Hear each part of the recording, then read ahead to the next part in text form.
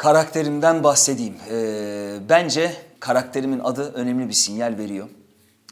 Kılıç gibi. En azından ben öyle yorumluyorum. Kınında ki bu kını da onun kasabası gibi düşünebiliriz. Huzurlu, mutlu, güçlü ama kınından çıkınca da keskin, tehlikeli ve yeri geldiğinde de paramparça edebilen bir karakter. Ve tabii ki her kılıcın gönlünde de ona eşlik etmesini istediği bir el illaki yatıyordur diyelim. Olmaz mı? Tabii ki de oluyor. Biraz zaten bu hani biz oyuncular olarak zaten bu sorular üzerinden bir performans ortaya koyuyoruz. Ondan dolayı tabii ki de bu soruları her zaman soruyorum. Sormaya da devam edeceğim. En sevdiğim özelliği değerlerine ve özüne sahip çıkmadaki kararlılığı. Bir şey var. Bir şey. Ne bilmiyorum ama burada bir şey var. Ve o bir şeyi keşfetmek için de bu yola çıktım. Oyunculuk kariyerimi başlatan yönetmenimle tekrardan bir araya gelme imkanı bulduk. Hatta ben bizim işte biraz böyle bir aslında yarım kalmış aşk hikayesi, bakalım tamamlanacak mı, nereye varacak? Benim de Zeynep Hoca ile bir yarım kalmış hikayem vardı. Burada tamamlamak için tekrardan bir araya geldik. Ben tamamıyla kendimi ona bıraktım. O zaten çok bütün işe hakimdi ve özellikle de sadece onu dinlememi istedi. Ondan dolayı biraz proje başlamadan önce hem Aslan'la yaptığımız ikili çalışmalar hem benim Zeynep Hoca ile yaptığım birebir çalışmalarla bu projeye hazırlandım. Bundan daha da güzel bir zaten hazırlanma imkanı düşünemiyorum. Yani sonuç itibariyle karakteri çözümlemeye çalışırken, karakteri anlamaya çalışırken çevrenizde etkileşime girdiğiniz, tanıdığınız, izlediğiniz, gözlemlediğiniz her şeyden faydalanabiliyorsunuz. Ama bazen çok spesifik biri üzerine kurulabiliyor. Bazen o bir oyuncunun seçimi olabiliyor. Benim bu proje özelinde spesifik biri yok. Ama çok insan var, çok gözlem var beslendiğim. Zamanla bu biraz sahnesine göre değişebiliyor.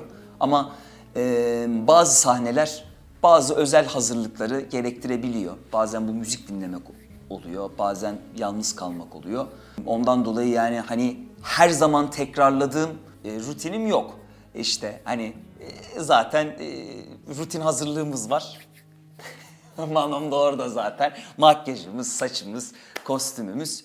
Zaten o aslında böyle bir akoru bulmanızı sağlıyor. Ondan sonra da sahneye göre dediğim gibi eğer o sahnenin gerektirdiği, benim sahnenin gerektirdiği duyguya çok uzaksam kendimi oraya taşımak için tabii ki de artık ben de zamanla ihtiyacım olan şeyleri talep etmeyi öğrendim. Bunları talep edebiliyorum. Bunun adı dediğin gibi bazen müzik dinlemek oluyor, bazen yalnız kalmak oluyor, bazen dans etmek oluyor. Sonuç itibariyle hikaye belli tetikleyicileri ortaya koyduğunda ben de enstrümanımı tanıdıkça bu sana geçtiği gibi okuduğum hikayede o duygu bana da geçiyor. Ben de ona aracı oluyorum, onu aktarıyorum. Bunu da geçirebiliyorsam ne mutlu bana. Ama bu emin ol zor olmuyor. Zor oluyorsa zaten bir sıkıntı vardır, zorlama vardır. Bunun zaten yani kendiliğinden çıkması lazım. Çünkü o zaman samimi bir duygu yakalıyorsun ve ancak o geçiyor seyirciye. Stalklamak yok yani hayır şöyle tanışmıyordum ama ben Aslan'ı biliyordum.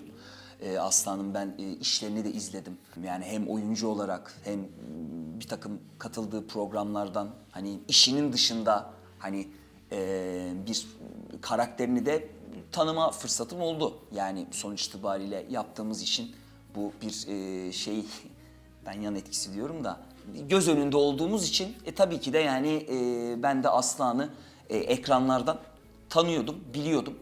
Ama tabii ki de şimdi tanışıyoruz. O sadece çok yüzeysel oluyor. Biz sadece bir fikir sahibi olabiliyorsun. Ama şimdi Aslan'la bakalım bir yolculuğa çıktık. İnşallah da uzun bir yolculuk olur. Asıl şimdi burada tanışıyoruz tabii ki de. Ya benim bir önceki yani bu projeden bir önceki projede kullandığımız mekanda başlangıcı yaptım. Hani sanki böyle oradan kendimi İstanbul'dan yani tek bir tane zaten İstanbul çekimimiz vardı. O da o mekandaydı. sanki hani oradaki kendimi alıp bu projeye Ayvalık'a taşımış gibi hissettim. Böyle ilginç bir tesadüf oldu. Bir projemizin vaadi, en azından bu benim hissettiğim. Ben biraz şey üzerinden gidiyorum. Bu Yeşilçam bizim klasiklerimizin bir duygusu vardır ya. Böyle onları ne kadar izlesek de denk geldiğimizde tekrar böyle o yolculuğa bir kapılmak isteriz. O yolculuğa kendimizi bırakırız hiç sıkılmadan. Ve ben bunun o Yeşilçam işlerinin duygusundan kaynaklandığına inanıyorum. Çünkü bu samimi bir duygudur. Zorlamaz, kanırtmaz. Böyle her duyguya dozunda dokunmayı bilir, becerir. Bence bizim işimizde bunu günümüzde her hafta yapmayı vaat ediyor. Bu büyük bir iddia ama inşallah altından kalkarız.